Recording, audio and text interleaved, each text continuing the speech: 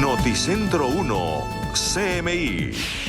Se revela costo de vacunación en Colombia. Se pagan entre 6 y 12 dólares por cada dosis. Gobierno estudia vacunación para niños. Siguen bajando contagios en el país. Minsalud pide acelerar vacunas por presencia de cepa delta. Escándalo en Mintic. Se revelan documentos sobre contratación. Contratistas se declaran víctimas y dicen que no hay riesgo de pérdida de los recursos. Sergio Fajardo y otros 4 precandidatos presidenciales piden renuncia de Mintic. Antiguas FARC reclutaron más de 18.700 niños, revela la JEP. Llama a responder a 26 excomandantes. Caos por derrumbe que produce cierre de vía llano. Feroz pelea entre alcaldesa Claudia López y el petrismo.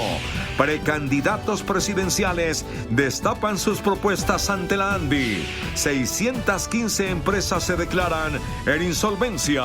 Nueva York celebra renuncia del gobernador Cuomo. Escándalo en Perú. Fiscalía investiga a primer ministro por lavado de activos. Con Margarita Ortega y Luisa Tobo. Buenas noches. Noticentro 1 CMI obtuvo copia de los acuerdos confidenciales suscritos entre el gobierno y las farmacéuticas AstraZeneca y Pfizer-BioNTech para la adquisición de las vacunas contra el COVID. Los acuerdos revelan que se pagaron entre 6 y 12 dólares por dosis. El gobierno negoció con Pfizer un pago de 12 dólares por cada dosis y con AstraZeneca un pago de 6. Los contratos suscritos entre la Unidad de Gestión del Riesgo, las farmacéuticas y la FIDU Previsora advierten que Colombia asume integralmente los riesgos en esta compra y renuncia a cualquier reclamo jurídico ante incumplimientos. El contrato con Pfizer establece que el producto podría no tener éxito y que bajo ninguna circunstancia se harán responsables de sanciones por demoras en la entrega. El de AstraZeneca establece, entre otros, que el comprador los mantendrá indemnes contra los costos legales por fallecimiento, daño físico, mental o emocional, enfermedad o incapacidad.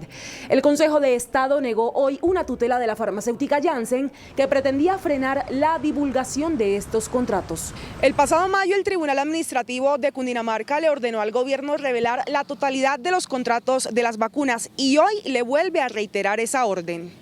Esta es otra derrota estruendosa de las farmacéuticas y del gobierno nacional, que literalmente llevan 6 meses dedicados a la marrulla jurídica para impedir que los colombianos tengamos acceso a los contratos de compra de las vacunas y a las condiciones en ellos estipuladas, incluyendo el precio, con lo cual han atentado contra los principios de máxima publicidad en la contratación estatal, la participación ciudadana, el control social y la libertad de mercado. Un concepto del Ministerio de Comercio advierte que podría producirse la no entrega de vacunas en retaliación al incumplimiento de obligaciones de confidencialidad.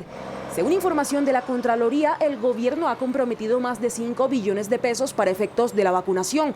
Con AstraZeneca se han comprometido más de 281.000 millones, con Moderna más de 1 billón de pesos, con Pfizer más de 437.000 millones, Sinovac 722.000 millones, Janssen 471.000 millones y COVAX 818.000 millones. La farmacéutica china Sinovac probará en Colombia la eficacia de sus vacunas contra el COVID-19 en niños. El Ministerio de Salud adelanta conversaciones con esa firma para producir los biológicos en nuestro país. La vacunación contra el coronavirus, que ha estado enfocada hacia la población adulta, podría extenderse a los niños dependiendo de los resultados de estudios que arrojen la eficacia del biológico chino Sinovac en la población infantil. Para iniciar un estudio en el país que nos permita tener mejor evidencia sólida, contundente sobre la seguridad y la efectividad de estas vacunas en población menor de 18 años. Entre tanto, en Colombia se han adelantado reuniones esta semana con directivos de Sinovac para explorar la posibilidad de montar plantas de producción de vacunas en territorio colombiano. Nosotros esperamos que incluso antes de que finalice el año pueda estar muy avanzado ese proceso dentro del país, no solo con Sinovac, sino con otras compañías. Varias farmacéuticas exploran las condiciones para invertir en la instalación o desarrollo de vacunas contra el coronavirus en Colombia. Los contagios por COVID en Colombia siguen a la baja. Hoy se reportaron menos de 4.000 nuevos casos. Drástico descenso en los contagios y leve aumento en las muertes confirmadas por COVID-19. Este martes la cifra, 3.948 casos, reportados en su mayoría en el Valle, en Bogotá y en Antioquia. Los casos activos siguen a la baja. A la fecha, 47.451.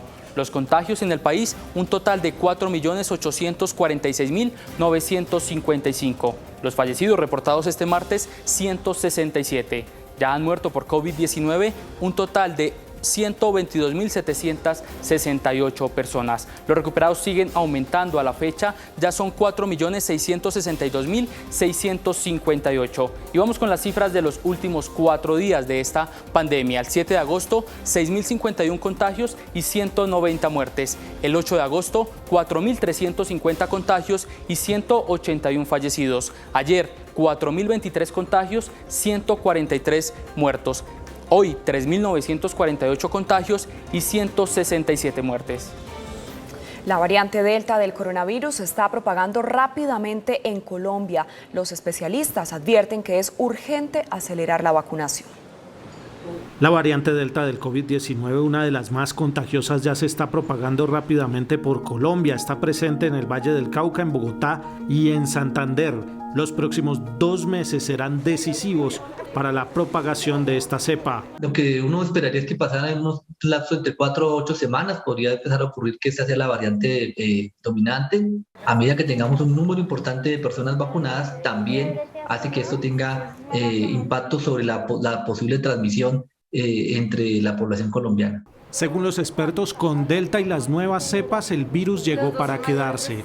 Con la incorporación del virus SARS-CoV-2 en la vida cotidiana, lo que se espera es continuar con la medida de bioseguridad y, por supuesto, continuar con una vigilancia muy estricta. Mientras cada portador de la variante original del COVID-19 puede transmitirle a 2.2 personas el virus y los infectados con alfa y gamma entre 4 y 5 personas, en el caso de Delta, la propagación es a 8 personas o más.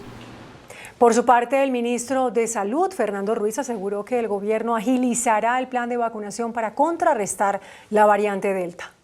Durante el Congreso de la ANDI, el ministro de Salud, Fernando Ruiz, afirmó que el plan de vacunación va a buen ritmo, pero se requiere agilizar el proceso para minimizar los efectos de la nueva variante Delta ante la posibilidad de un cuarto pico por el crecimiento de contagios. Para motivar a la vacunación a quienes no han querido hacerlo, porque evidentemente ellos son un factor de transmisión y un factor de muerte muy importante para ellos mismos, si son personas mayores de 50 años, pero para sus familias si son personas jóvenes, en el sentido que siguen manteniendo una capacidad de transmisión muy alta.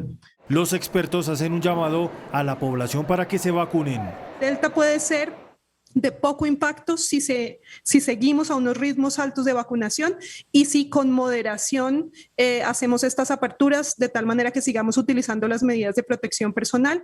El ministro Ruiz sostiene que se continuará abriendo los esquemas de vacunación en el país para llegar al mayor número de población. Crece el escándalo por el contrato que suscribió el Ministerio de Tecnologías de la Información y las Comunicaciones para extender la cobertura de Internet en zonas rurales. Noticentro 1 CMI conoció un documento presentado por los contratistas en el que se declaran víctimas del proceso. El contrato tiene como finalidad lograr la conexión de Internet en 10.000 puntos apartados con el fin de garantizar la cobertura especialmente en colegios y escuelas de zonas rurales. Sin embargo, los líos con el convenio suscrito por el Ministerio de las Comunicaciones iniciaron cuando el banco Itaú notificó que habría un documento falso sobre la garantía bancaria del contratista Unión Temporal de Centros Poblados. Incluso este noticiero conoció el documento en el que notificaron al ministerio sobre la irregularidad. Confirmó que el Banco Itaú Corpobanca S.A. no está legitimado para obrar como garante. La falsificación de los documentos y unos retrasos en la ejecución del contrato llevaron al ministerio a buscar la caducidad del mismo. Sin embargo, el gobierno ya le había hecho un anticipo al contratista por 70.000 millones de pesos del total del contrato, que supera el billón de pesos. Tras el anuncio del ministerio, el caso llegó a los entes de control, incluida la Procuraduría, entidad que ya abrió una indagación. Sin embargo, este noticiero tuvo acceso a documentos reservados del caso en los que se indica que representantes legales de la Unión Temporal de Centros Poblados piden constituirse como víctimas. En mi condición de víctima, de conformidad a la Ley 734 de 2002, me permito poner en conocimiento de su despacho los hechos que pueden conducir a presuntas responsabilidades disciplinarias.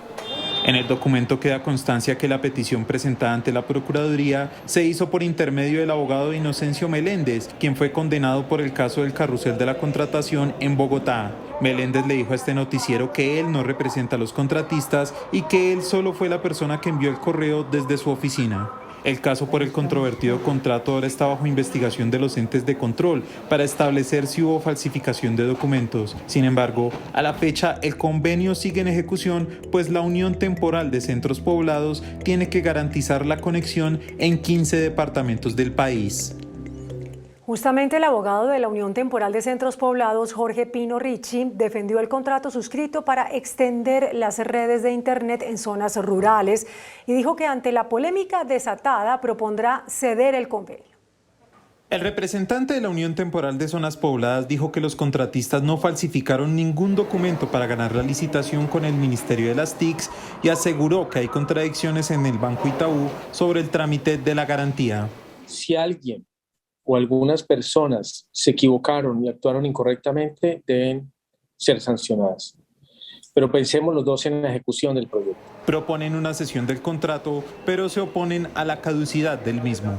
Si se acepta la cesión por parte del Ministerio, están dispuestos a renunciar a cualquier reclamación que pueda surgir como consecuencia de sus decisiones. Ellos se han dado cuenta que es mayor el perjuicio que pueden sufrir si insiste.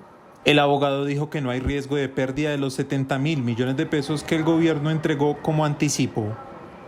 Y sobre este contrato, la Coalición de la Esperanza, que reúne a 5 precandidatos presidenciales, pidió la renuncia de la ministra de las Nuevas Tecnologías, Karen Abudinen.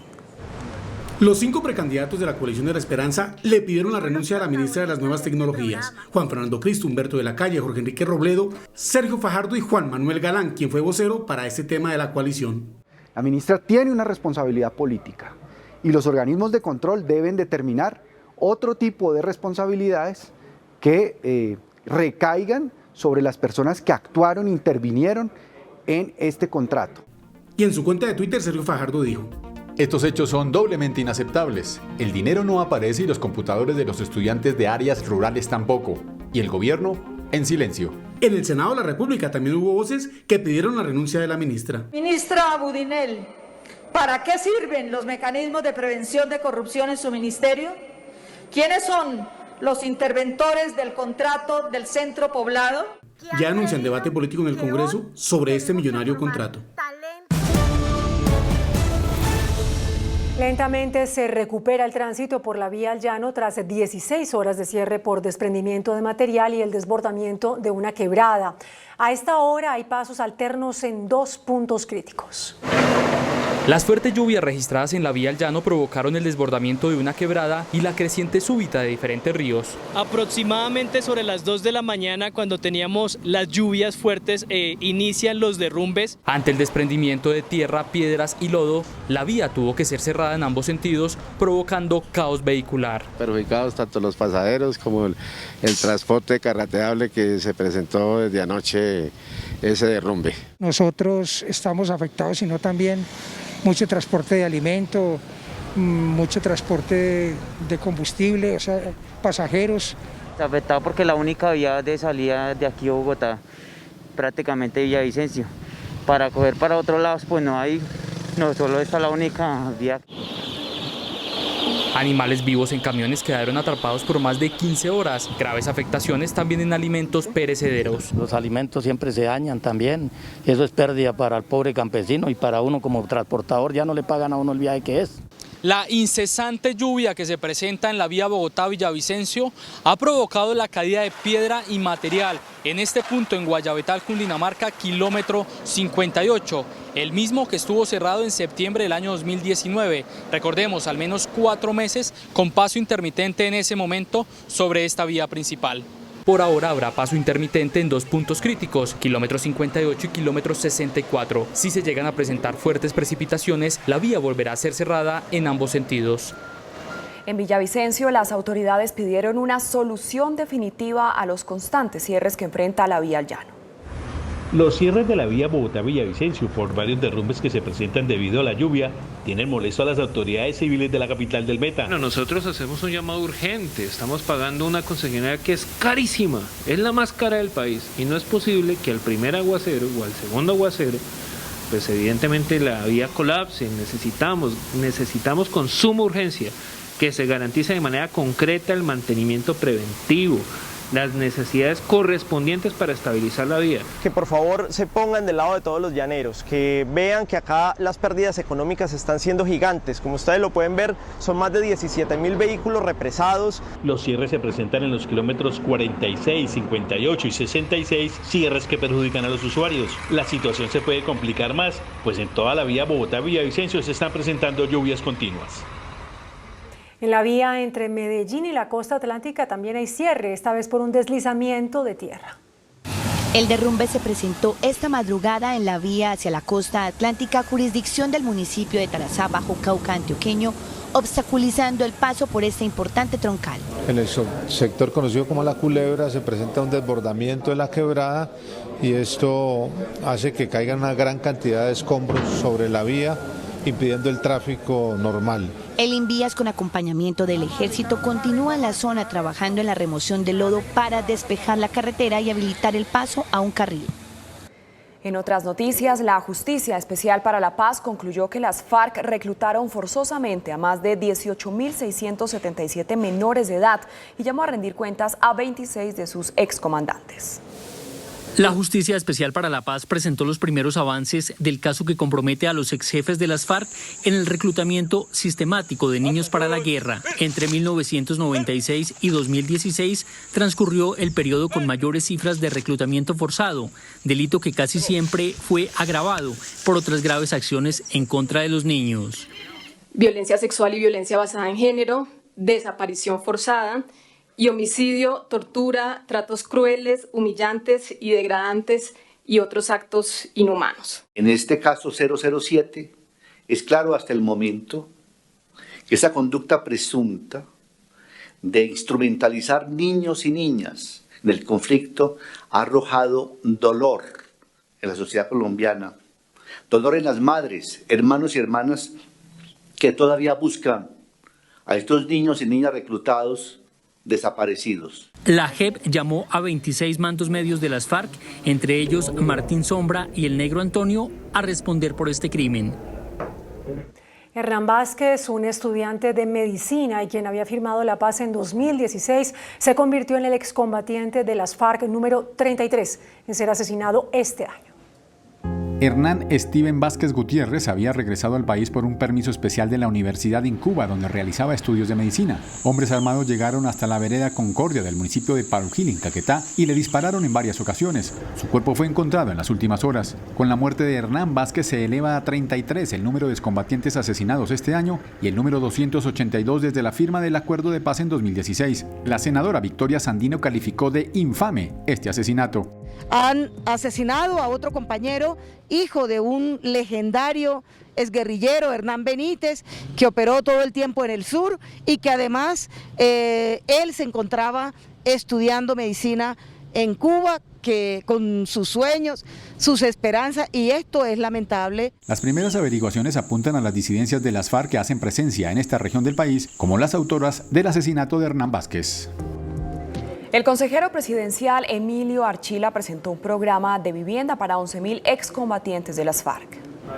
Los excombatientes de las FARC que se mantengan en la legalidad podrán disponer de créditos, subsidios y formalización habitacional en zonas urbanas, según el proyecto que presentó hoy en Medellín el consejero presidencial para la normalización, Emilio Archila, quien advirtió que el programa es para todos los que dejaron las armas y sus familias. La totalidad de ellos, el compromiso del presidente Iván Duque es con los 11.000 que dijeron que necesitaban apoyo en ese sentido. Los excombatientes festejaron el plan de vivienda promovido por el gobierno. Me parece excelente que nos tengan pendiente y nos tengan en cuenta a todos, ya que no se habían generado estos proyectos para vivienda y nosotros salimos de la montaña hacia el pueblo y nos sentimos como nómadas acá en la ciudad.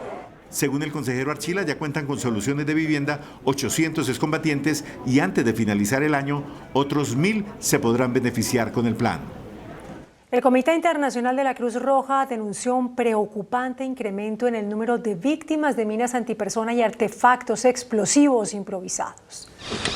Según el reporte del Comité Internacional de la Cruz Roja, en los primeros 6 meses de 2021, 263 personas resultaron heridas por minas antipersonal o restos explosivos de guerra. La cifra equivale al 70% de las víctimas que hubo en todo el año pasado.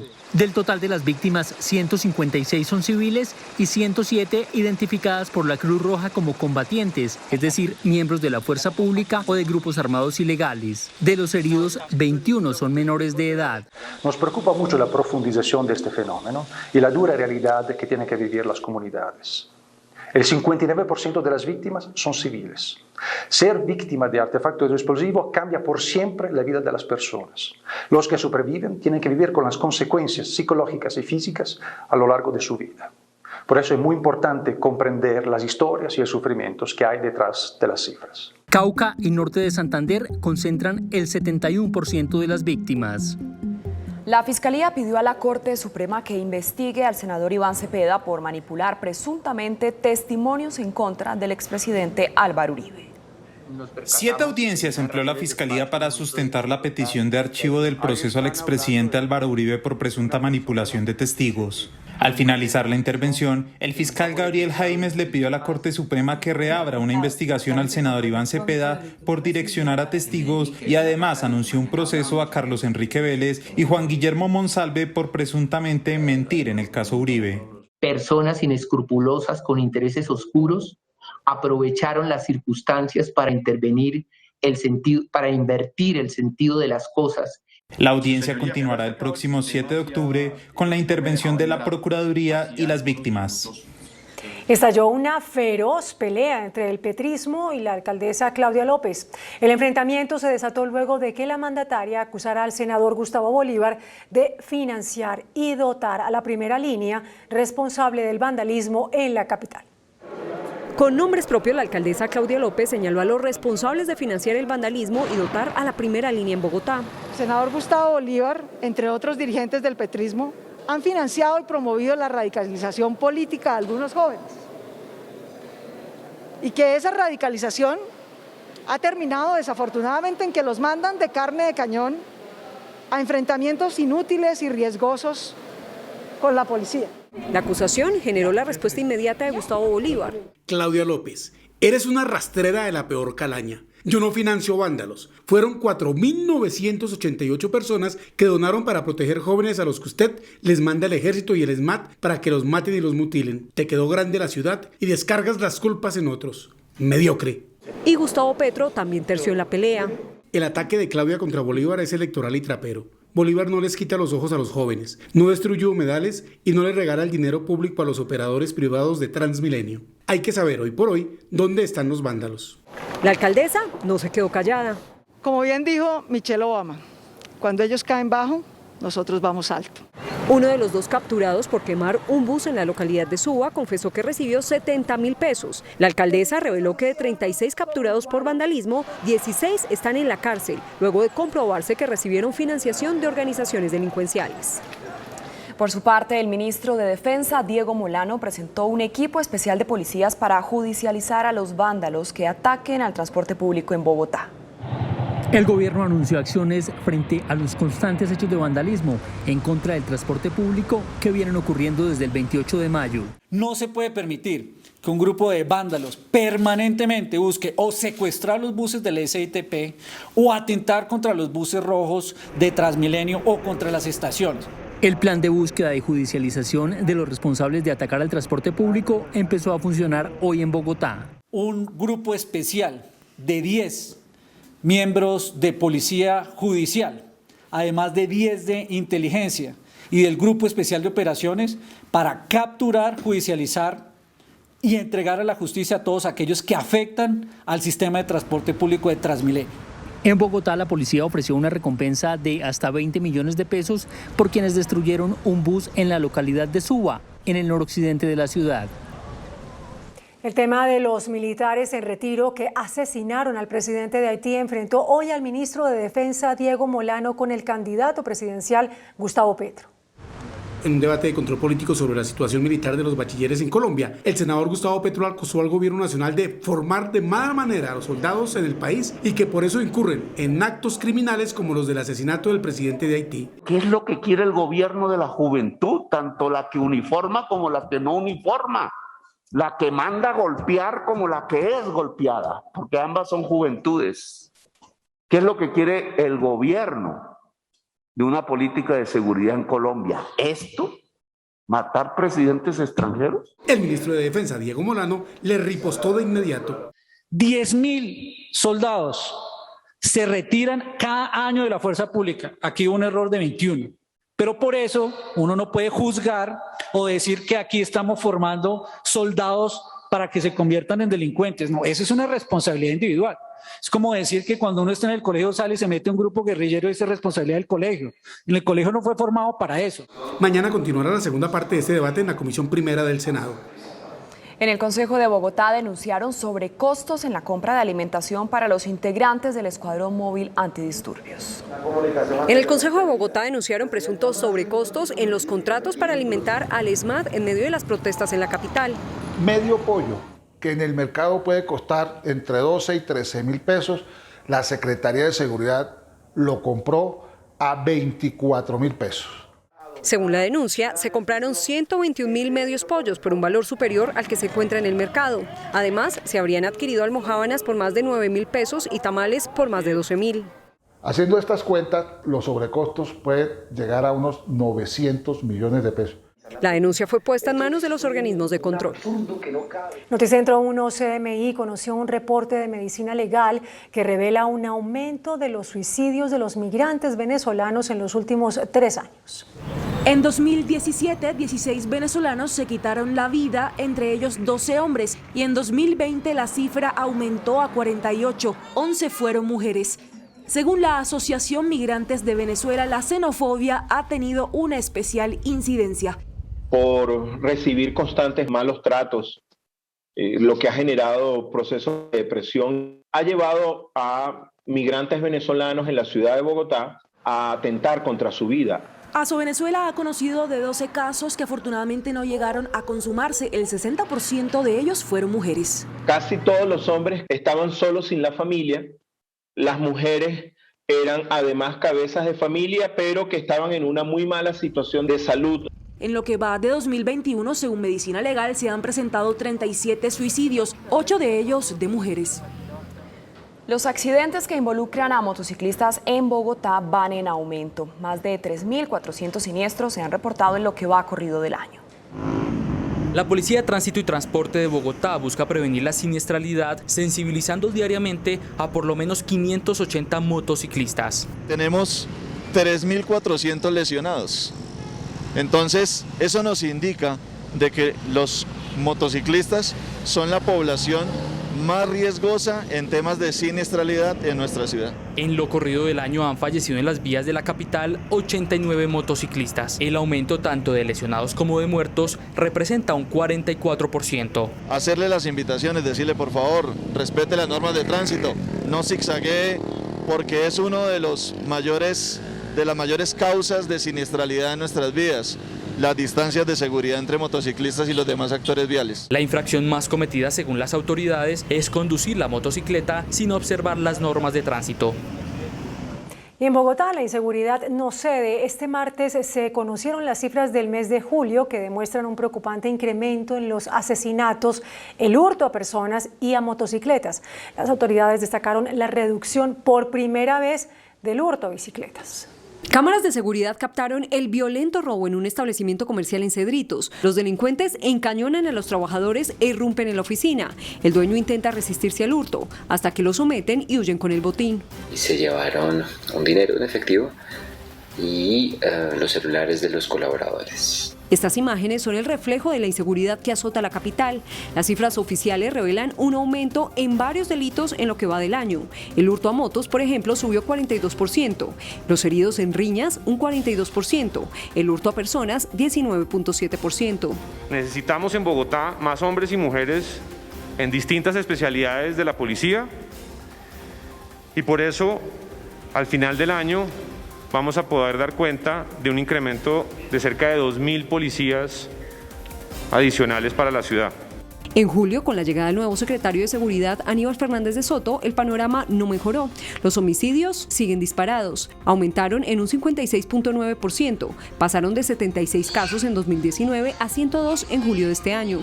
Y estamos haciendo un ejercicio muy específico y focalizado en las localidades de Rafael Uribe Uribe, en Mártires, en Kennedy, en Bosa, en Ciudad Bolívar, en las localidades en donde se concentra el 64% del homicidio en la ciudad. Durante el mes de julio ha logrado la desarticulación de 7 organizaciones criminales. En el último mes, 8.626 personas fueron víctimas de hurto, 29% más que en el mes anterior, lo que significa que cada 5 minutos un bogotano es asaltado en la ciudad.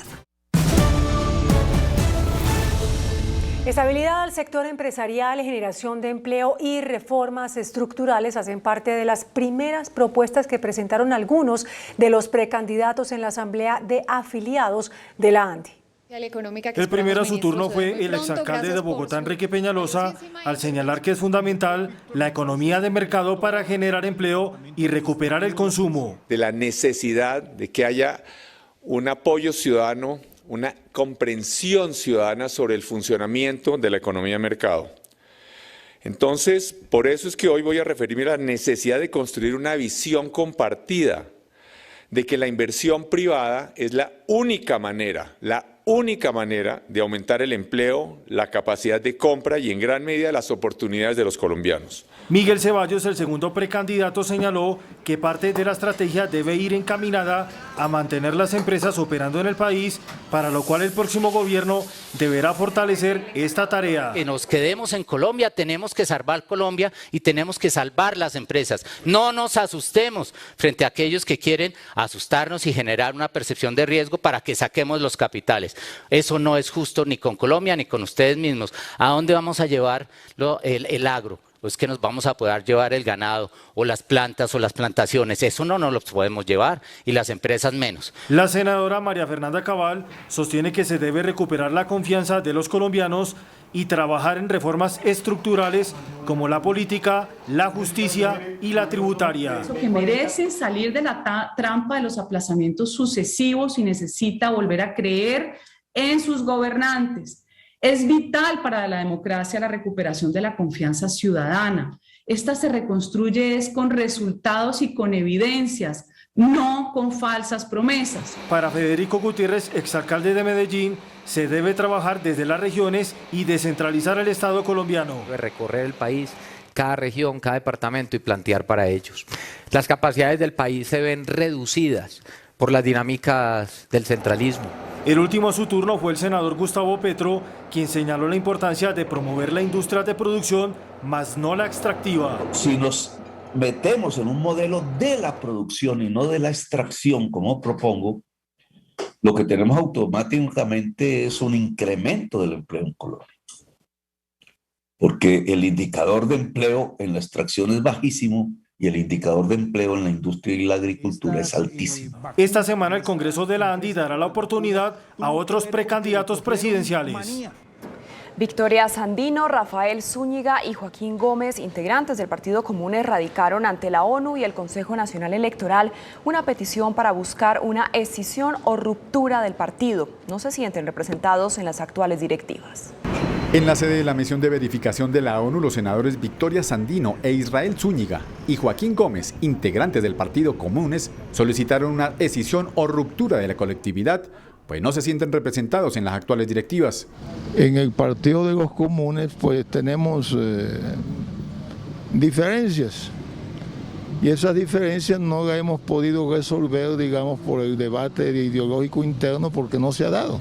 Hemos solicitado las garantías para que el proceso de incisión del partido se haga dentro del marco de la legalidad, dentro del marco de la constitucionalidad, a la cual nos comprometimos respetar en el momento mismo en que llegamos a un acuerdo en La Habana.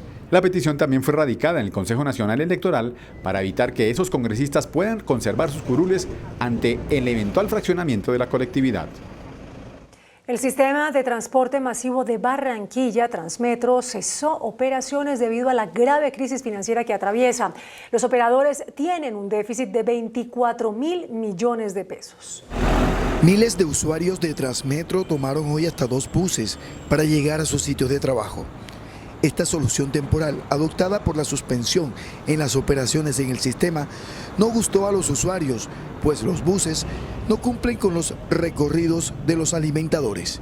Las rutas habilitadas solo funcionan en las troncales Murillo y Olaya Herrera en el sentido Soledad-Barranquilla y viceversa. Me tengo que gastar a veces 2 pasajes porque no llegan directo donde llegaba el Transmetro. Me tengo que coger 2 rutas de bus. No, es un sistema que no está funcionando, no sirve, y si los medios o los entes encargados de eso no hacen algo porque se sostenga el sistema, todo el tiempo vamos a estar así. Los concesionarios se mantienen firmes en no seguir operando. Una de las entidades bancarias con las que tienen créditos los operadores se comprometieron a solo retener intereses a la deuda, liberando parte del capital. Que esto se resuelva esta semana, porque a la final los únicos afectados es la ciudad de Barranquilla y sobre todo nuestros usuarios que están saliendo a trabajar. Son 65.000 los usuarios que hoy padecieron la falta del servicio y exigen que se defina el futuro del sistema. Antes de la pandemia, los usuarios eran 145.000. Colombia está entre los países más vulnerables del mundo por el cambio climático. El implacable informe de la ONU sobre el calentamiento global, que advierte que muchos de sus efectos ya son irreversibles, deja en una frágil posición a nuestro país. Nuestro país, aunque es responsable de menos del 1% de las emisiones en el mundo, está en la lista de las 20 naciones más vulnerables del planeta. La razón principal: Colombia tiene más de la mitad de los páramos del mundo, un ecosistema que está condenado a desaparecer según el informe de la ONU.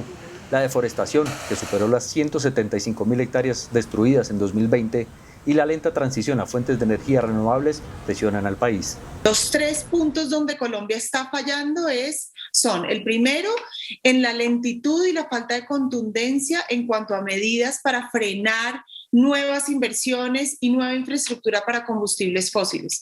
El segundo es la deforestación y la degradación de ecosistemas fundamentales como el bosque amazónico, como los corales, como los humedales. El tercero es que las ciudades realmente son focos de grandes emisiones. Factor en alto riesgo para Colombia: el agua. Si hay algo donde va a afectar de manera importante el cambio climático en este país, es en el agua, en la disponibilidad de recurso hídrico, que es vital para el desarrollo de nuestras comunidades. El ministro de Ambiente explicó que se está avanzando en la protección de los páramos. De los 37 páramos que tiene Colombia, que es el 52% de los páramos del mundo, ya tenemos financiación de 16 páramos de esos 37. El gobierno señaló que la meta para revertir la crisis está trazada. Tenemos que trabajar para llegar a ese 2030, como lo ha anunciado el presidente Duque en el mes de diciembre, con una reducción de emisiones de un 51% de gases de efecto invernadero, de llegar a 0 deforestación al año 2030 y de ser un país carbono neutral. Sin embargo, esta meta no parece muy realista. el gobierno sigue impulsando proyectos pilotos de fracking, sigue impulsando la extracción de combustibles fósiles, sigue impulsando la agroindustria. Las medidas tomadas para frenar la deforestación son pocas. No hay voluntad política por parte del gobierno, por ejemplo, para hacer parte de acuerdos importantes como los acuerdos de Escazú. La Superintendencia de Sociedades reveló un crecimiento en el número de empresas que se acogieron al proceso de insolvencia. De acuerdo con el informe de la Superintendencia de Sociedades, durante el primer semestre del año creció el número de empresas que se acogieron al proceso de insolvencia. El reporte muestra 615 compañías en esta condición, lo que representa un aumento del 36% frente al mismo periodo del año anterior. Del total, el 78,8% corresponde a empresas en proceso de reorganización, mientras el 21,1% solicitaron la fase de liquidación. En el inventario consolidado se registran 3.679 procesos con activos de 67 billones de pesos. Allí se encuentra un universo de 737 sociedades en trámite de liquidación. El crecimiento se da por los efectos de la pandemia. Los sindicatos o las centrales obreras propusieron la elaboración de una nueva agenda social para mejorar calidad de ingresos en el mercado laboral. Las centrales obreras hacen la propuesta de un nuevo pacto social con el fin de mejorar el ingreso de los trabajadores y generar empleo de calidad. Invitan al gobierno nacional a trabajar en una verdadera misión de empleo con consensos y estructurada. Cuando nos dijeron de la misión de empleo, era porque ya la tenían creada. Ya está definida. Estaba definida, no solo creada, sino que ya estaba hecha. Para la Central Unitaria de Trabajadores, se está capacitando a los jóvenes para que migren a otros países, ya que en Colombia no encuentran salarios dignos. Hay que buscar mecanismos para que se queden, hay que crear semilleros, hay que crear oportunidades para que no se vaya el conocimiento. La CGT llama a una reforma al estatuto laboral. Pero no precisamente para ser más precaria y difícil, sino que sirva de incentivo para poder llamar a que los jóvenes vuelvan a apreciar ese trabajo rural. El pronunciamiento fue hecho durante el Congreso de la ANDI. El presidente de la Asociación Bancaria de Colombia, Hernando José Gómez, elevó el pronóstico de crecimiento de la economía para este 2021. Impulsada por sectores que están creciendo más de lo esperado, como la industria, la construcción y el minero energético, la economía colombiana podría alcanzar un crecimiento superior al 7% según las proyecciones que entregó en conferencia virtual el presidente de Asobancaria, Hernando José Gómez. El sector de la industria, que va a crecer más del 10%, la industria manufacturera, también igualmente el sector de la construcción, tanto de vivienda como de obra pública, que también debe crecer más del 10%. Sin embargo, preocupa que el mercado laboral tardará un año más en recuperarse. Según Asobancaria, en medio de la pandemia, más de 2 millones de deudores han tenido que solicitar algún tipo de alivio o la refinanciación de sus deudas. Juan Armando Rojas, Noticentro 1 CMI. El índice de capitalización de la bolsa, que mide el comportamiento de las 20 principales acciones, cerró al alza. El informe bursátil. El índice selectivo MSCI Colcap de la Bolsa de Valores de Colombia subió 0,56% a 1.236 puntos. La acción de Fabricato fue la que más subió, con una valorización del 20% a 6 pesos. La acción de Terpel fue la que más bajó, con una pérdida de 5,58% a 6.600 pesos. La acción preferencial de Bancolombia fue la más negociada de la jornada, al movilizar más de 8.000 millones de pesos, con una variación positiva de 1,18% a 28.300 pesos. La Superintendencia de Industria y Comercio impuso una multa a Almacenes Pepe Ganga por infringir los derechos de los consumidores. Según la entidad, la empresa incumplió con los tiempos de entrega a los consumidores y presentó fallas en la información pública de precios. También vulneró el régimen de promociones y ofertas. La multa es de 220 millones de pesos. El dólar cerró a la baja. Indicadores económicos en Noticentro 1 CMI. Los indicadores económicos. La tasa representativa del mercado que regirá para mañana miércoles será de 3.979 pesos con 80 centavos. Los profesionales del cambio compran la divisa en promedio en 3.800 pesos y la venden entre 1.850 pesos. Un euro cuesta 4.650 pesos con 50 centavos. La libra de café en Nueva York se cotizó a $1.82. El azúcar se transó en 19,50 centavos de dólar la libra. El barril de petróleo WTI se cotizó en $68.50 centavos. La referencia Brent para Colombia se cotizó en $70.87 centavos. Una acción de Ecopetrol cuesta 2.598 pesos. Iniciamos nuestra segunda hora de noticias. En las calles de Nueva York hay alivio y la alegría se vive tras el anuncio de la renuncia del gobernador del estado Andrew Cuomo. Algunos de los neoyorquinos celebraron la decisión mientras que sus partidarios esperaban que el demócrata terminara su mandato defendiéndose de las acusaciones por acoso. La era Cuomo acaba en Nueva York con la mitad del estado apoyando la dimisión del gobernador Andrew.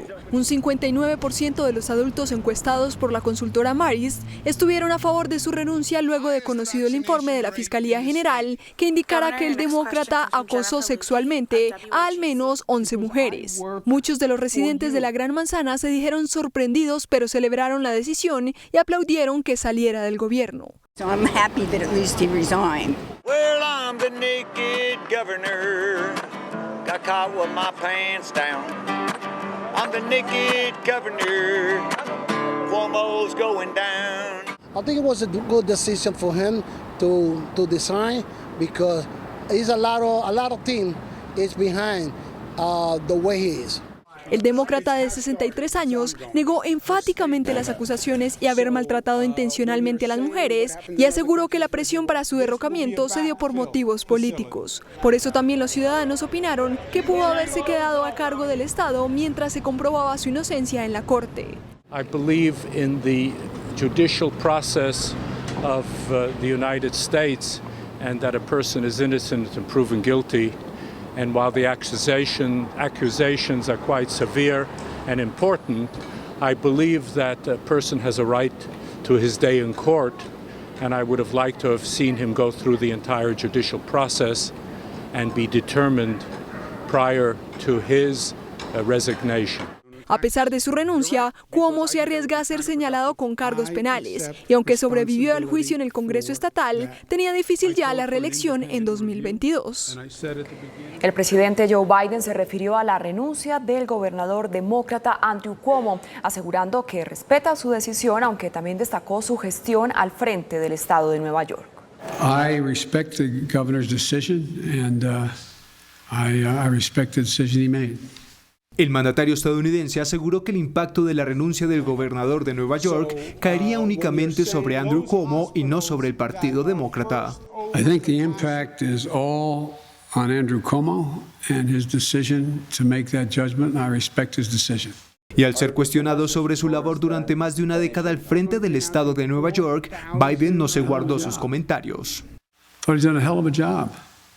And I mean both on everything from access to voting, to infrastructure, to a whole range of things. That's why it's so sad. Biden le había pedido a Cuomo que renunciara desde la semana pasada después de que se conociera el informe oficial sobre las acusaciones de acoso sexual en contra del gobernador. Pues hasta el momento son 11 las víctimas que denuncian al dimitente gobernador de acoso sexual. Una de ellas en las últimas horas rompió el silencio y contó su experiencia con Cuomo. Ella es Brittany Comiso, una de las 11 mujeres citadas en la investigación que señala de acoso sexual al gobernador de Nueva York, Andrew Cuomo. Tras denunciarlo, la ex asistente del demócrata, a quien hasta ahora solo se le había identificado como asistente ejecutiva 1, salió del anonimato en una entrevista con CBS. Then they started to be hugs with kisses on the cheek, and then there was at one point a hug, and then when he went to go kiss me on the cheek, he quickly turned his head and he kissed me on the lips. Aseguró tener miedo y por eso no dijo nada. I didn't say anything. I didn't say anything.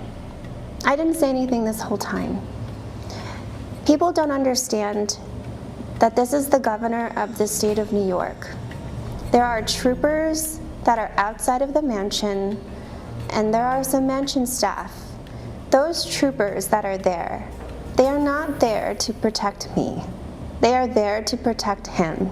Narró cómo su trabajo soñado se convirtió en una pesadilla y pidió que Andrew Cuomo rinda cuentas. Comiso no fue la primera mujer en presentar acusaciones de conducta sexual inapropiada contra Cuomo, pero figura en el primer lugar en el informe del fiscal general. Comiso, ahora de 32 años, alega que el gobernador la tocó por primera vez el 31 de diciembre de 2019. Lo ayudaba con su próximo discurso y después de terminar, Cuomo sugirió que los dos se tomaran una selfie juntos y ahí le tocó la cola. Varias de las mujeres que han acusado al gobernador de Nueva York de comportamiento inadecuado se mostraron aliviadas por la dimisión del político. El gobernador de Nueva York, Andrew Cuomo, dejará su cargo en 14 días en medio de denuncias de acoso sexual a 11 mujeres tras asumir toda su responsabilidad por comportamientos que pudieron ser inapropiados, aunque aseguró que nunca cruzó la línea con nadie. La renuncia de Cuomo pone fin a una hegemonía familiar que en este estado gobernó por casi 12 años. Asegurando que gastar energía en distracciones es lo último que debería hacer el gobierno estatal y que él no sería la causa de eso, el gobernador de Nueva York, Andrew Cuomo, anunció su dimisión tras una semana de presión por el informe de la fiscalía que corrobora las acusaciones de acoso sexual a 11 mujeres. Given the circumstances, the best way I can help now is if I step aside and let government get back to governing. Y aunque defendió su inocencia y reiteró que el proceso ha sido motivado políticamente, poniendo en duda la credibilidad de la investigación, sí reconoció que sus comportamientos pudieron ser inapropiados. I take full responsibility for my actions. I have been too familiar with people. My sense of humor can be insensitive and off-putting. I do hug and kiss people casually, women and men. I have done it all my life. It's who I've been since I can remember. In my mind, I've never crossed the line with anyone. Antes de dar un paso al costado, Cuomo resistió las llamadas a dejar el cargo por parte de su partido, incluida la del mismo presidente Joe Biden, e incluso estaba dispuesto a pasar por un procedimiento de juicio político para su destitución en la Asamblea Legislativa Estatal. Pero fue inevitable la renuncia del gobernador tras la publicación de un informe de 165 páginas de la fiscal general Letitia James, que describe cómo Cuomo habría abusado del poder para acosar sexualmente a 11 mujeres y hasta cómo presidió una cultura laboral del miedo y la intimidación. Cuomo es un delfín político dentro del Partido Demócrata y antes del escándalo había anunciado sus intenciones de buscar un cuarto mandato en las elecciones de noviembre de 2022, pese a que llevaba casi 12 años al frente del estado.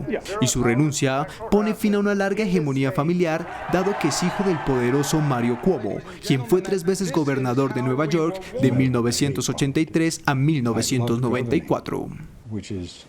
El gobernador de Nueva York, Andrew Cuomo, será reemplazado por la vicegobernadora demócrata Kathy Hochul, quien será la primera mujer al frente de este estado y quien cumplirá el resto del mandato hasta las próximas elecciones en noviembre de 2022. Kathy Hochul, una demócrata centrista del oeste de Nueva York que ha trabajado profundamente a la sombra de Andrew Cuomo durante sus 2 mandatos, siempre fue la cara amigable de la administración y se destacó por visitar cada uno de los 62 condados del estado para innumerables ceremonias de inauguración y eventos cívicos. Ahora, esta vicegobernadora de 62 años está por convertirse en la primera mujer al frente del estado de Nueva York tras la renuncia de quien fue su jefe por más de 7 años. Estoy de acuerdo con la decisión del gobernador Cuomo de dimitir. Es lo correcto y en el mejor interés de los neoyorquinos. Como alguien que ha servido en todos los niveles del gobierno y es el siguiente en la línea de sucesión, estoy preparada para liderar como 57ª gobernadora del estado de Nueva York. Hochul es una política con experiencia, una veterana de 11 campañas y considerada como una persona pragmática y hábil para moverse en la arena de la vida pública. De hecho, solo fue hasta hace pocos días que se unió al coro de políticos que denunciaron al gobernador. Y aunque aún no ha expresado si buscará un mandato completo en caso de asumir el cargo, reemplazaría a Cuomo hasta las próximas elecciones en noviembre de 2022. En Perú, el primer ministro Guido Bellido y el líder del principal partido del gobierno, Vladimir Cerrón, fueron imputados por la Fiscalía por presunto lavado de dinero en la financiación del Partido Perú Libre, formación política izquierdista con la que Pedro Castillo ganó las elecciones presidenciales. La investigación del caso denominado Los Dinámicos del Centro salpicó a dos figuras claves para el recién iniciado gobierno de Pedro Castillo, cuyo primer ministro, Guido Bellido, junto a su padrino político y líder del partido oficialista Perú Libre, Vladimir Cerrón, fueron imputados por la Fiscalía por presunto lavado de dinero en la financiación de esta colectividad con la que Castillo llegó a la presidencia. Ambos se declaran marxistas-leninistas y han encendido las alarmas por un posible giro radical de la política peruana con el gobierno de Castillo. Además, fueron sindicados junto a otras 15 personas, incluido el hermano de Cerrón, Waldemar, recientemente nombrado portavoz de la mayoría oficialista en el Congreso. Cerrón presuntamente lideraba una red de cobros ilegales para financiar las campañas electorales y pagar la multa por la condena por corrupción que tiene vigente y que le impidió ser candidato presidencial de su partido. La variante Delta sigue propagándose en China, donde se elevó a su nivel de alerta más alto tras registrar la peor cifra de contagios en más de 7 meses. Las autoridades chinas respondieron a los brotes con restricciones de viajes, múltiples rondas de test masivos y confinamientos parciales en las zonas de riesgo.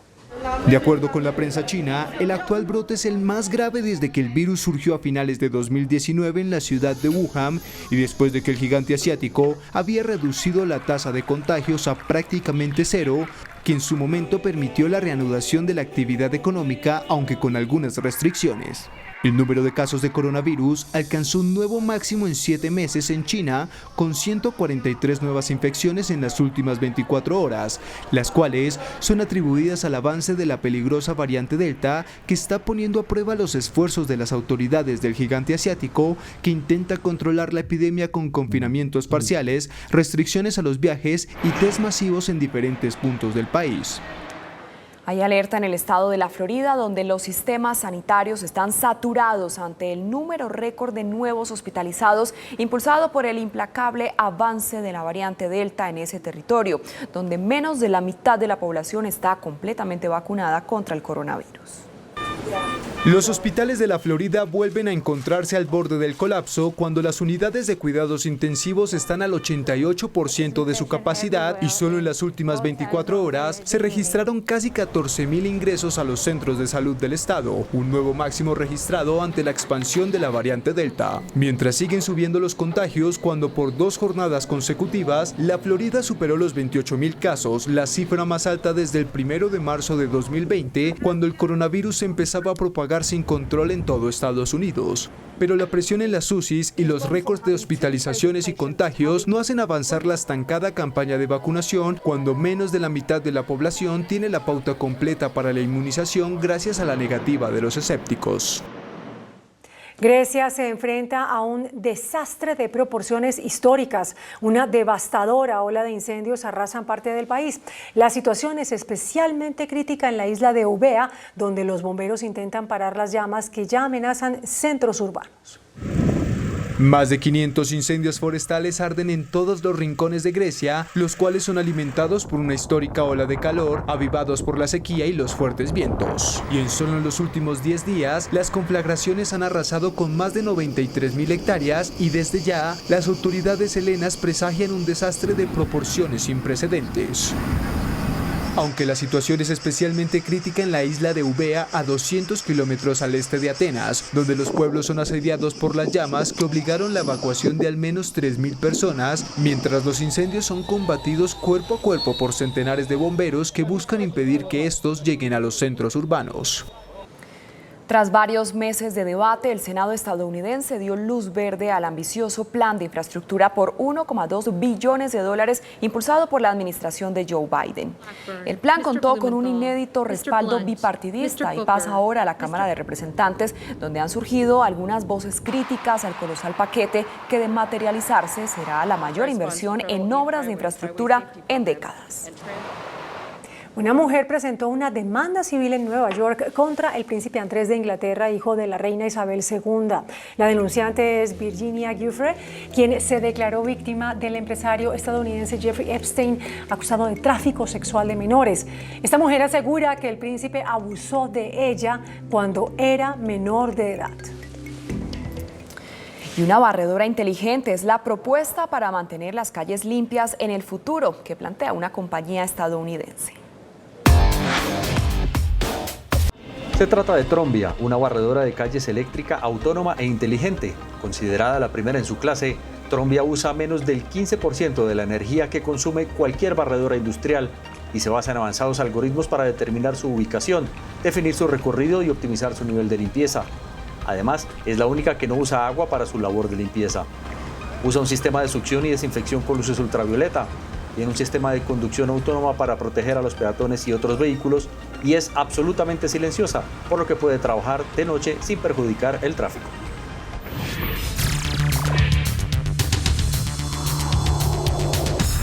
Muy buenas noches. Nuestro invitado de esta noche es el señor embajador de Haití en Colombia, el doctor Jean-Marie Exilo. Él anunció hoy en una conferencia de prensa que va a solicitar a las Naciones Unidas que nombre una comisión especial para que investigue el magnicidio del presidente Jovenel Moïse, que acaba de ocurrir, como usted sabe, en Haití. Señor embajador, muy buenas noches. ¿Por qué hará usted esta solicitud a las Naciones Unidas? Buenas noches, señor Yamir Ahmad. Buenas noches, CMI. Buenas noches, Colombia.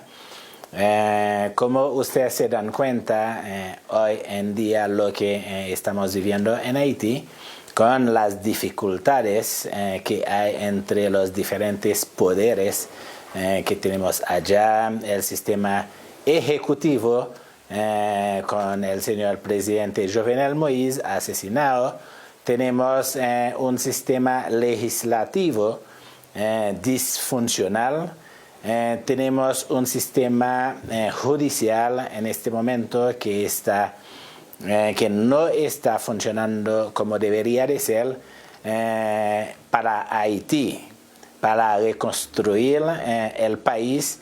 El gobierno haitiano cree que es muy pertinente, importante para que la comunidad internacional nos acompañe para saber, para esclarecer sobre el magnicidio del señor presidente Jovenel Moïse.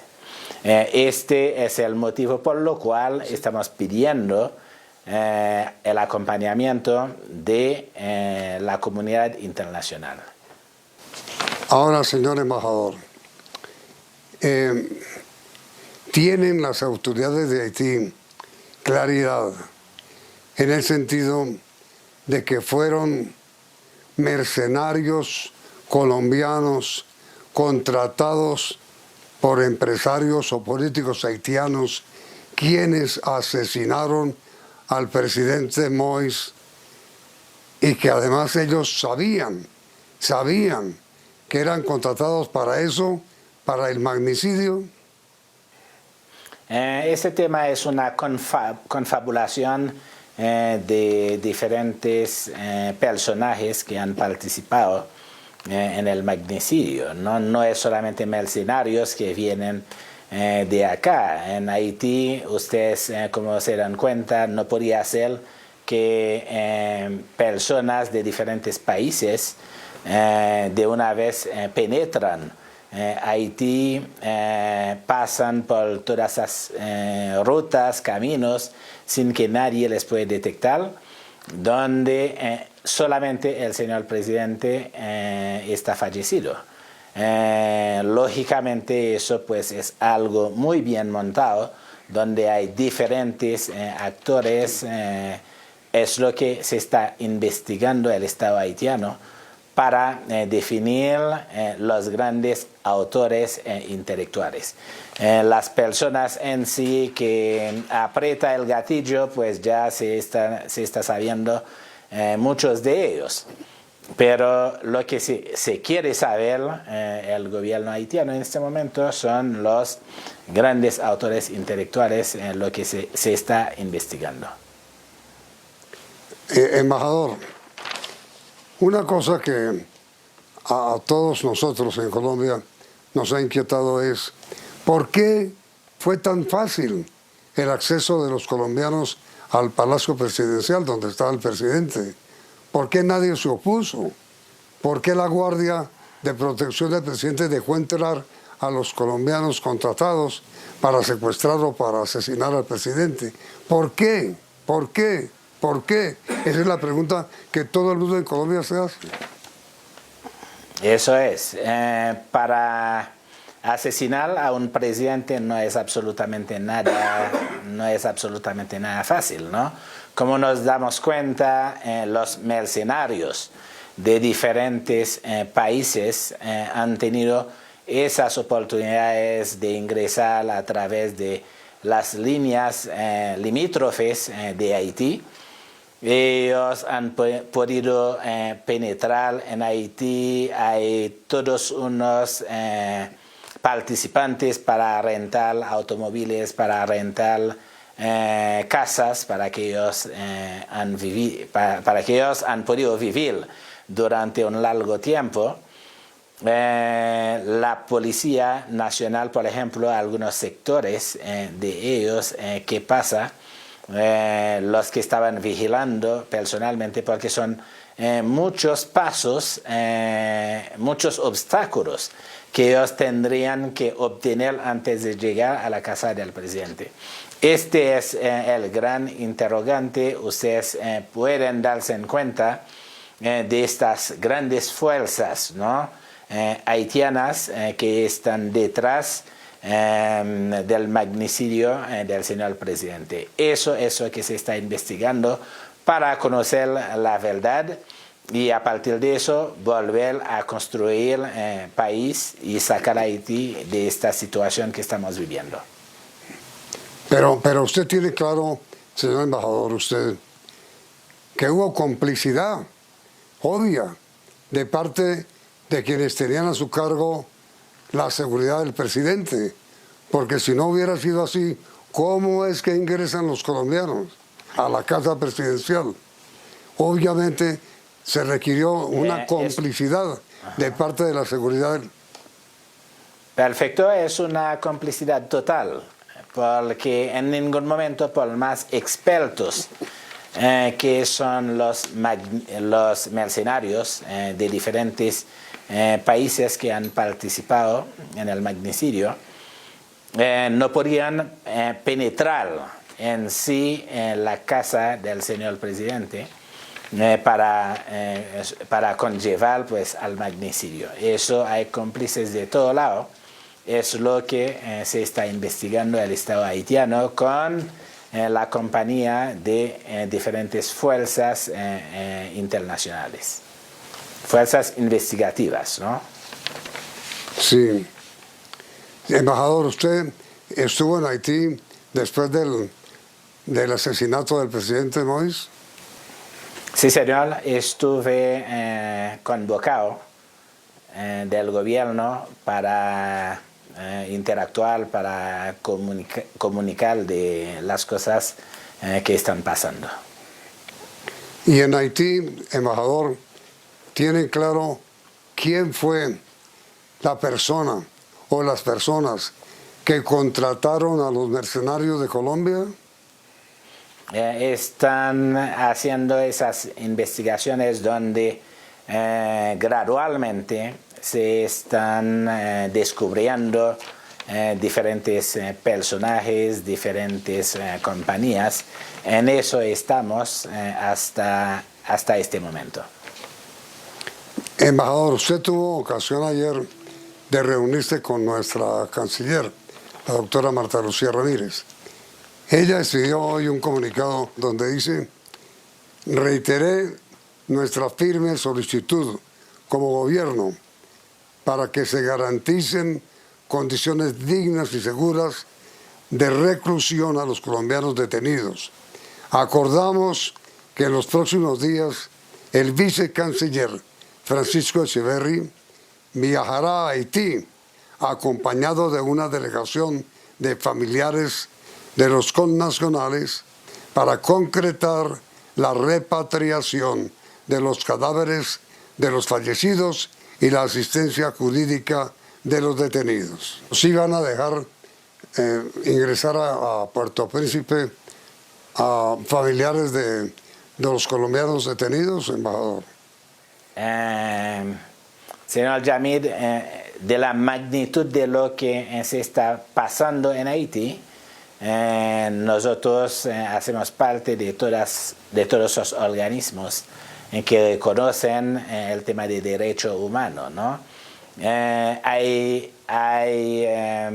como le digo, comunicaciones directamente que no se hace, o el Estado haitiano no deja que se hace con diferentes personajes, es por el tema de investigación, ¿no? Simplemente es eso, porque seguimos con el proceso investigativo. No es un país robusto en este aspecto como los países superdesarrollados, ¿no? Donde en 2-3 días ya se sabe 75-80% de las investigaciones. Hasta ahora, hasta hoy en día, las investigaciones están en curso. Con el gobierno directamente estamos trabajando para llevar eso en buen término y a partir de eso para seguir trabajando. De eso se trata. Pues muchas gracias, embajador Jean-Marie Exil, por haber aceptado esta invitación para dialogar con nosotros y ojalá todo se resuelva, embajador. Es nuestro deseo infinito. Muy amable, señor embajador. Gracias, señor Yamid. Un cordial saludo. Feliz tarde. Igualmente para usted. Y a ustedes también, gracias por la sintonía y los invitamos a continuar aquí en Noticentro 1 CM.